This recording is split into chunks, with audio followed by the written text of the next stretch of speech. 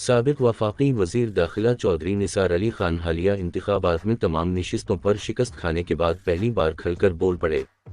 पंजाब काबीना नून लीग के 20, peoples party और काफ लीग से दो और IPP से एक वजीर बनाने का इम्कान।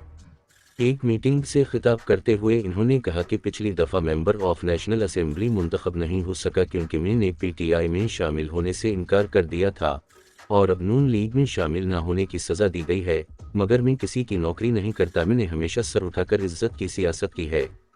मुल्क शदीद खतरात में है, इतने बड़े खतरात में है जिसका हम अंदाज़ा नहीं लगा सकते। ये मुल्क है तो हम सब हैं, लेकिन जिन्होंने 2 नंबर ये कि इन्हें रोज़ मशर अल्लाह ताला के सामने इसका जवाब देना होगा, लेकिन दुनिया में भी इसका हिसाब देना होगा। चौधरी निसार ने मजीद कहा कि आखिरी दम तक मुकाबला करूँगा। मैंने शहबाज शरीफ को कई बार कहा कि वो आसिफ जरदारी के खिलाफ सख्त ज़बान इस्तेमाल ना करें।